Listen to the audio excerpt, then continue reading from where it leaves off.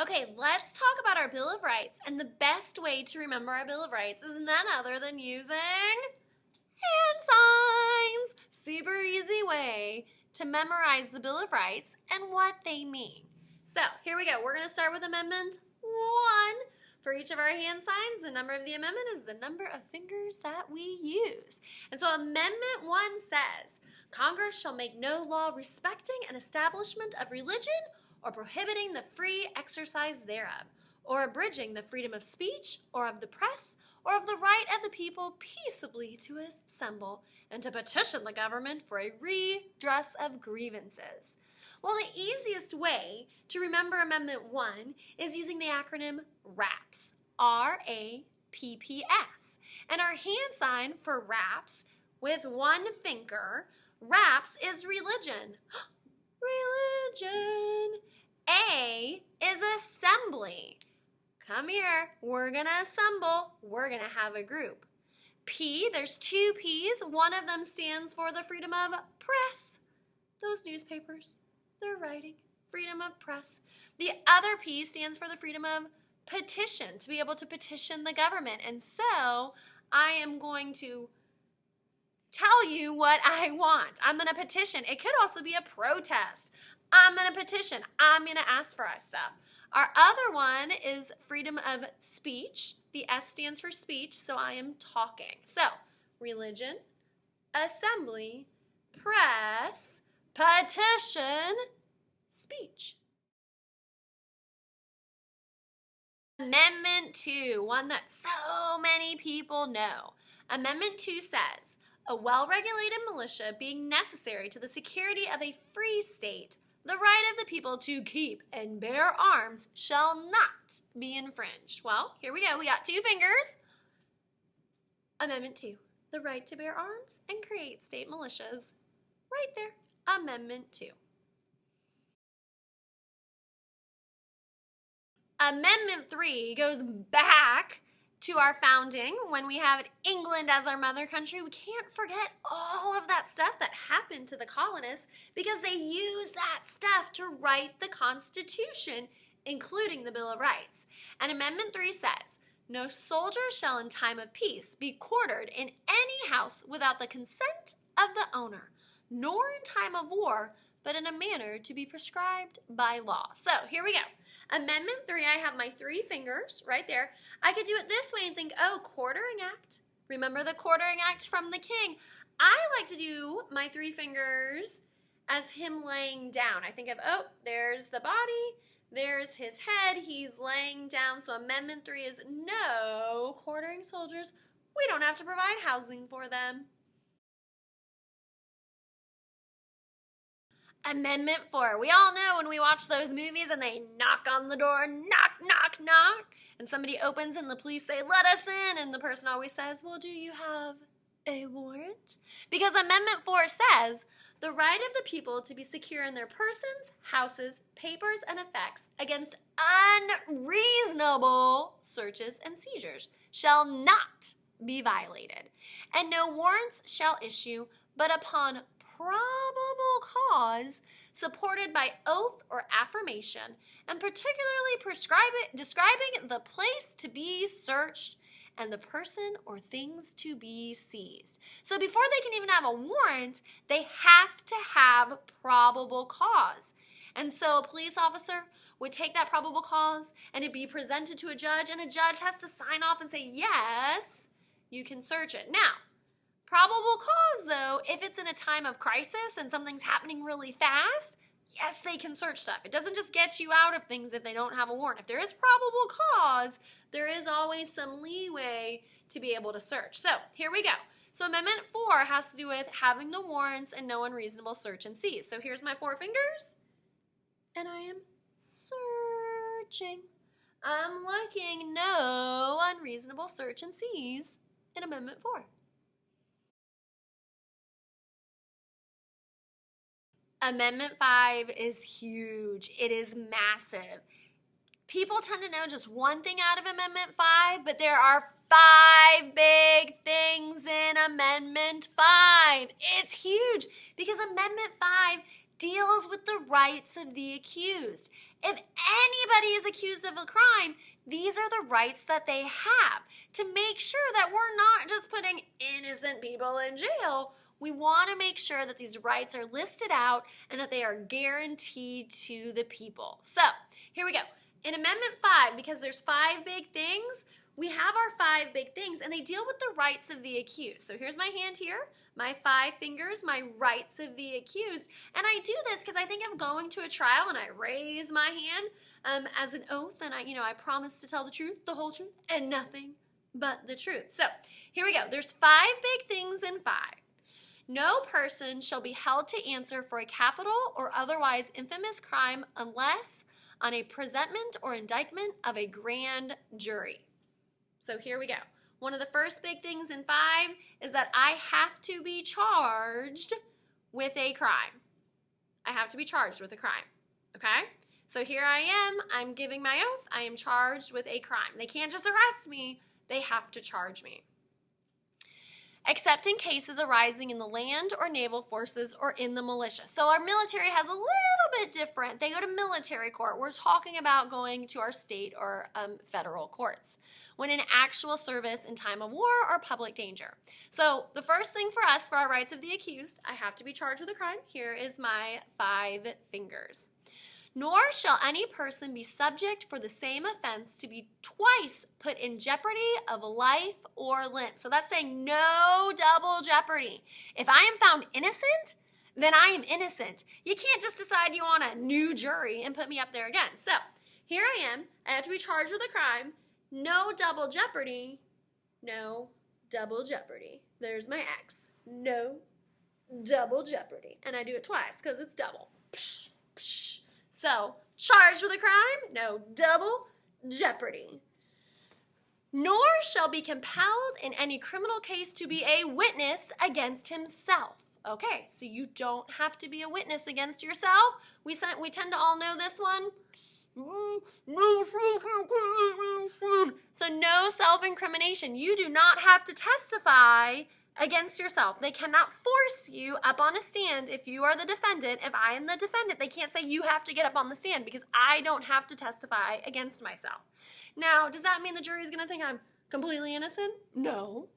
But I might not want to testify because, maybe I get really nervous up there and it just makes me look really bad too. Okay? So, here we go. You have to be charged with a crime. No double jeopardy. No self-incrimination. You don't have to be a witness against yourself. Nor be deprived of life, liberty, or property without due process of law. That means that you are guaranteed a trial.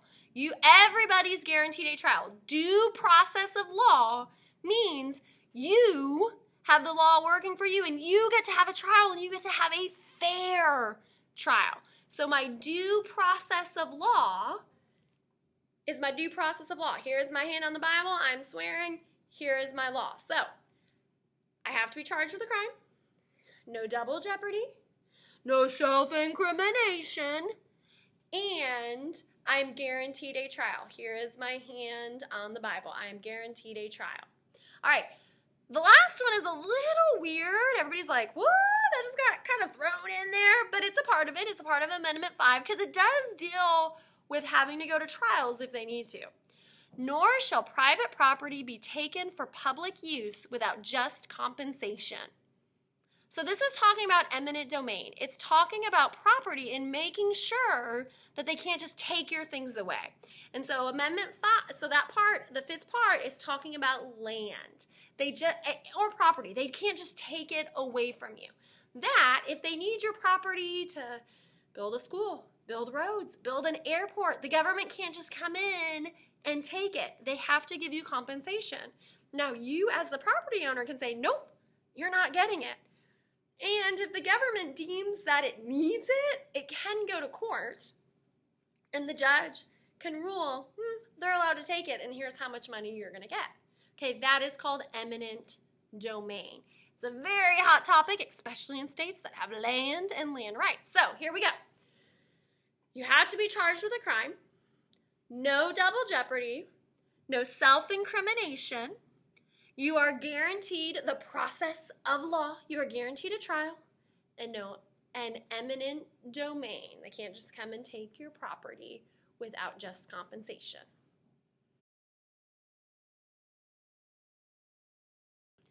All right, Amendment 6 kind of builds on Amendment 5, whereas Amendment 5 is the rights of the accused. Amendment 6 is dealing specifically with criminal cases. So, 6 fingers, 3 and 3.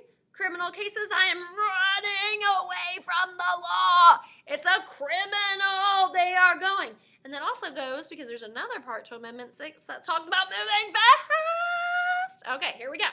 So Amendment 6 says, in all criminal prosecutions, so remember, criminal cases, the accused shall enjoy the right to a speedy and public trial, meaning they can't keep it secret. Like, the public has to know. You want a public trial because you don't want things to happen that, aren't really fair. You want people to be able to check it and watch and say, we need to do the right thing. By an impartial jury of the state and district wherein the crime shall have been committed. So it has to happen where the crime happened. They can't say, okay, Miss Housen, we're arresting you in Texas and we're going to make you go on trial in New York. It has to be in the same area with a jury. Which district shall have been previously asserted by law and to be informed of the nature and cause of the accusation. So they have to tell me why I'm being arrested. To be confronted with the witnesses against him. So if somebody comes in and says, oh, Miss Housen, she was stealing stuff, she needs to be arrested. Well, I need to know who's saying that. Like, I need to know how to stand up for myself so I can know who the witnesses are in a criminal, Amendment 6, trial. To have compulsory process for obtaining witnesses in his favor. So I can make sure that I can bring witnesses to stand and say, no, Miss Housen wouldn't do that. I know her character. Oh, no, she was teaching class at that time. There's no way she could have done that. I can have witnesses in my favor. And to have the assistance of counsel for his defense, meaning I can have a lawyer. So Amendment 6 is our criminal running away trials. Amendment 7 is also trials, but this time it is dealing with civil trials. Amendment 7 says in suits at common law. When it says common law, it's talking about civil cases, person to person, okay? Civil cases, if you're suing somebody, where the value in controversy shall exceed $20. Okay, y'all, that was back in the day. $20 was a lot. Today in court fees, trying to sue somebody for $20, you probably wouldn't do it because you'd be spending hundreds of dollars in court fees. The right of trial by jury shall be preserved, and no fact tried by a jury shall be otherwise re-examined in any court of the United States than according to the rules of the common law. So what that means for Amendment 7 is that even in a civil case, person to person, we are all guaranteed a trial by jury, okay? So even in a civil case, so I got 2 ways to do Amendment 7. Here's my 5, here's my 2. Even in a civil case, there's my money. I am guaranteed a trial by jury, okay? I don't have to always take that trial by jury. I can say, I just want the judge to decide, but I can have a trial by jury. So Amendment 7, civil cases, you can have a trial by jury.